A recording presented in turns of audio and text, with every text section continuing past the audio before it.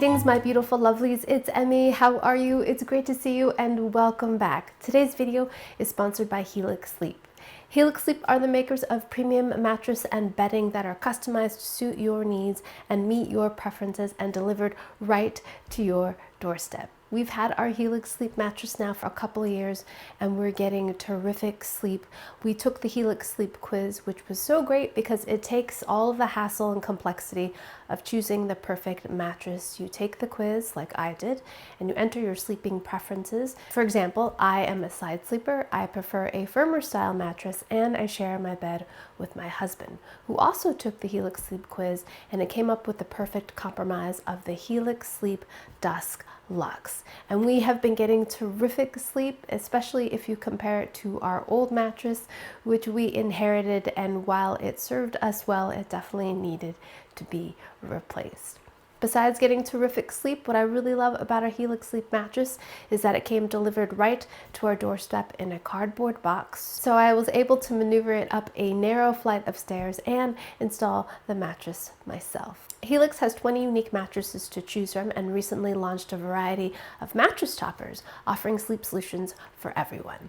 Helix recently sent us one of their premium mattress toppers and we love it. We use it on our guest bed and our guests have reported getting terrific sleep, and I love the idea of upgrading or extending a pre-existing mattress. All Helix Sleep mattresses come rolled up in a cardboard box and delivered right to your doorstep, and if you live in the US, shipping is free. All Helix Sleep mattresses come with a 120-night sleep trial to make sure you love it and a lifetime warranty. So if you'd like to try Helix out for yourself, you can click the link down below or head over to helixsleep.com/emmymade and take advantage of their Black Friday exclusive partner sale. Is 27% off site-wide. Big thanks to Helix for sponsoring this video and for their continued support so I can make better videos for all of you. Alrighty, my lovelies, today we're going to be making a little treat that I think would be perfect for the holidays. I think it would make a great little appetizer or a little side dish. We are going to be making cheese dreams, and they look absolutely dreamy. Essentially, they are bite-sized little grilled cheeses that are coated with a buttery, cheesy mixture and then baked in the oven until they are gooey, crisp perfection. Sounds absolutely marvelous. I just want to pop one of these into my mouth. They look delicious and super simple and perfect for the holidays. A perfect little balance of decadence and familiarity, delivered in a bite.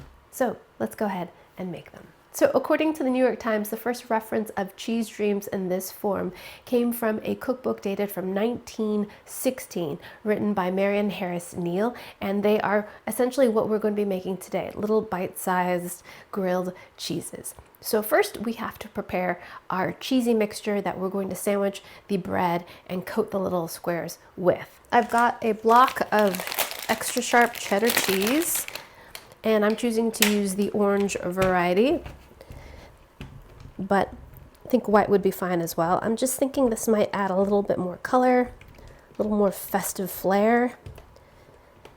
The color really doesn't affect the flavor at all.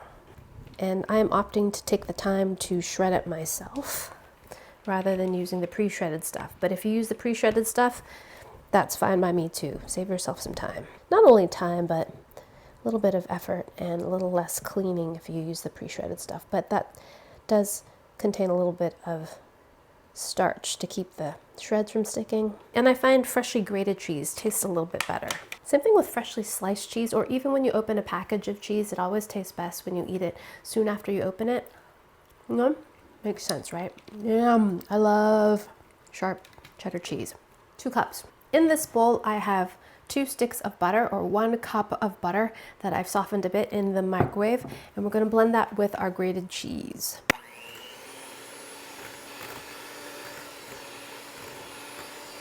Now that I'm beating this up, it probably would have been better if I had finely grated this, but didn't really say that in the recipe directions. So if you make this, use the fine tooth grater. I think it will blend better with the butter. I think you could have just easily, as long as your butter is soft enough, just mix this by hand. I'm gonna add 1 egg. That will help bind things together. A couple tablespoons of cream. This is an ingredient I rarely use, Worcestershire sauce, which I'm just leaking everywhere. Lean parents, and it is often used in recipes like this where I just use about a teaspoon of it. Just don't use it at all. It's very British. Add a teaspoon of that. Tangy, kind of like vinegary. It smells slightly spiced. A very specific flavor. I find it's often paired with cheese too. Cheese dishes. This is another ingredient that's often paired with cheese. Dried mustard. What did I just do with my... Oh, half teaspoon of that. And then a bit of chili powder. You can omit this if you like. Some freshly cracked black pepper. And we're adding a bit of salt. And beat this up. And as always, I'll put links down below to the recipes I used for today's inspiration. And in one of those recipes, they reference this specific bread in particular. And this is Pepperidge Farm white sandwich bread. It's smaller in size. It's thinner than typical sandwich bread. I'm gonna cut the crusts off. These will not go to waste. My chickens will adore these. And then we're gonna cut them into quarters. Right? Cute. Little squares. And each one's going to be a little dream, right? Doo-doo. And now we're going to assemble the little cheese dream. Spread it on the square. It spreads actually very nicely. Put another piece of bread on top and then coat the sides with more goodness. I mean, yeah. And then more on top. All right, impressed with that. Cheese on all sides. Onto a baking pan. The first thing I thought of when I read the assembly directions is why wouldn't you make this as a whole sandwich and then cut it into fourths? But the recipes I found said that you do them individually. It just seems like more work. I will try it as the recipe says, and then I will try it as a whole sandwich and cut it into fourths. It seems like that would save time. Is it really about efficiency though? Sometimes. After we assemble our dreams, we're going to bake them in our preheated oven at 375 degrees for about 15 minutes or until they are nice and golden and bubbly, and then we'll give them a taste. All right, lovelies, I'll be back in a few when these are all baked. All right, my lovelies, I am back with my baked cheese dreams, and they look so good. Look at them. Look how stinking great they are. I added a little bit of chopped chives on top to give them a little bit of a pop of green. All that cheesy butteriness melted, and there are pools of cheese grease and butter that has all reabsorbed back into the cheese dream. It's like a petit four, but cheese. Look at the bottom.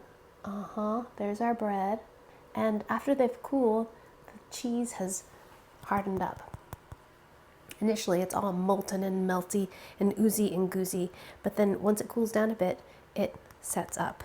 Alrighty, here we go. My first taste of a cheese dream. Itadakimasu. Oh my gosh. Those are decadent.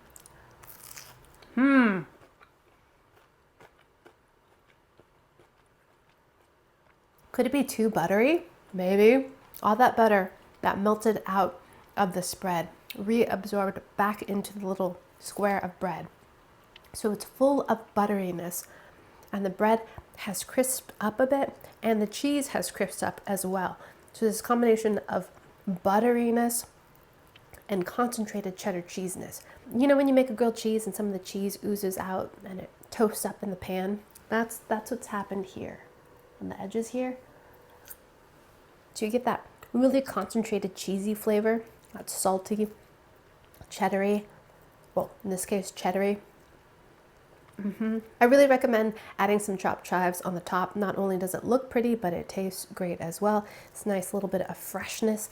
I think next time if I were to make these, I would put less spread. I think I put too much spread on because these are salty and very, very, very, very buttery. It tastes like if a Cheez-It became a grilled cheese sandwich. That's what it tastes like.